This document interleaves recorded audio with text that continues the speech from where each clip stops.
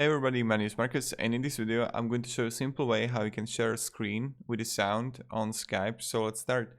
The first thing you want to do is when you're going to be on Skype, you just want to simply, let's just meet now, host the meeting, and start meeting. And right here, I gotta see share screen next to the chat.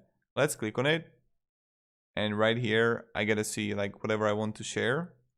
But right now, when I'm going to share this, and share computer sound, let's click on it too, and then you just click here start sharing, and voila, this is how you do it. So thank you very much everybody for watching.